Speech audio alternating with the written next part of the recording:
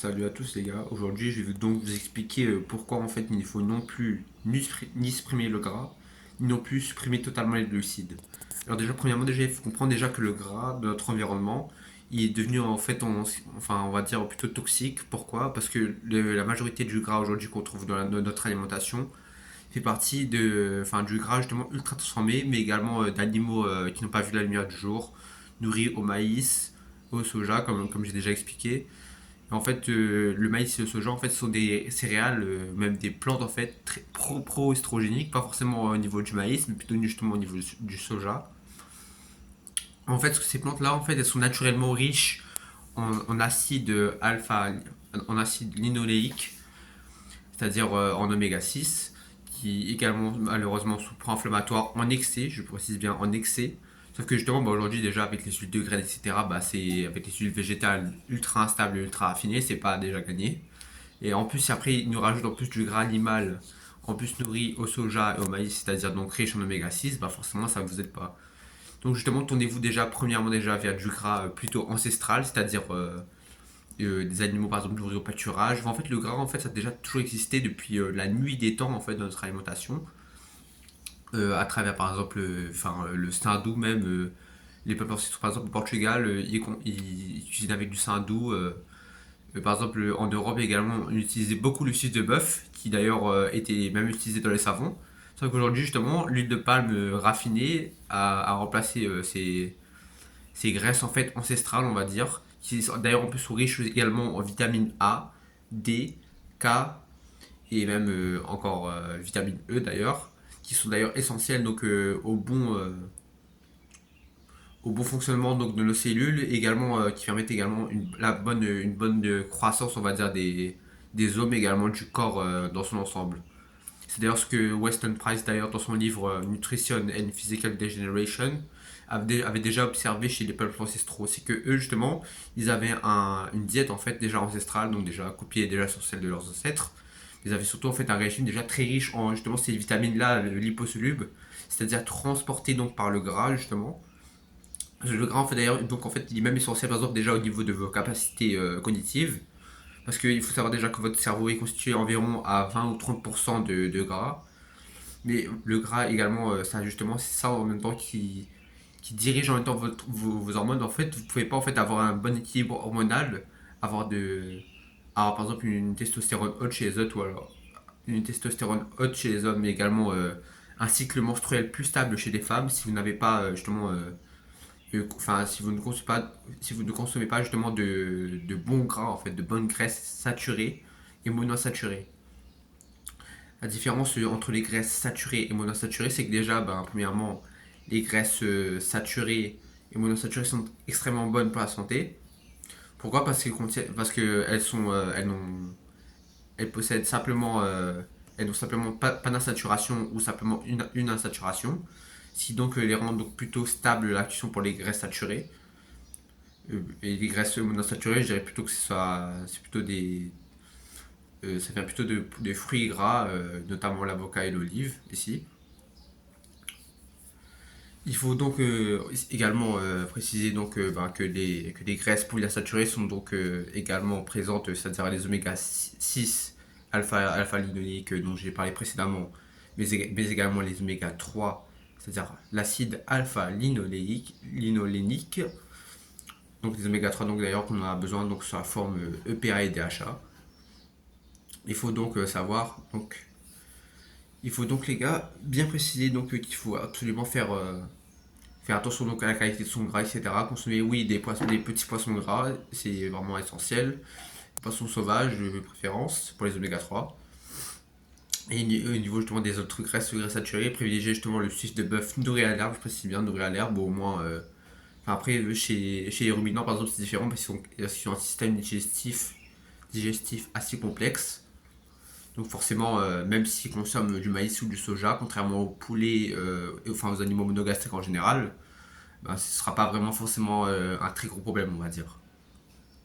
Et enfin, par exemple, au niveau du sucre, il faut savoir, par exemple, que le sucre, lui, il est vraiment essentiel pour nous. Enfin, ça dépend également en fait de notre génotype. Par exemple, bah, si vous consommez, enfin, par exemple, si vous venez de Scandinavie, on va dire, ou que vous avez des ancêtres inuits, Par exemple, en fait, si bien évidemment qu'une diète cétogène sera plus adaptée à vous, mais en fait, ça ne sera pas non plus le cas pour tout le monde. Par exemple, si par exemple moi j'ai des ancêtres européens, bah forcément ça sera compliqué parce que en Europe on consomme justement principalement énormément de glucides, naturellement d'ailleurs. Et d'ailleurs les glucides sont même pas un problème parce que bah, nos ancêtres en fait ils en consommaient déjà. Enfin, en fait ils vont pas se priver en fait d'une source d'énergie rapide en fait on va dire parce que les glucides en fait certes on dit souvent en fait qu'ils provoquent un crash d'après.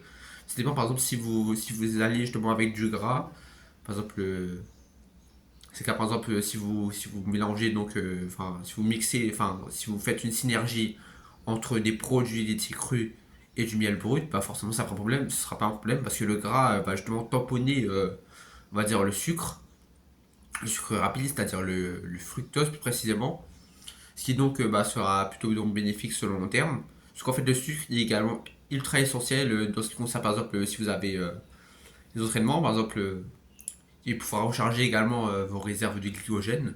Vos glycogène, en fait, c'est votre réserve d'énergie qui se situe justement au niveau, par exemple, des poignées d'amour, on va dire.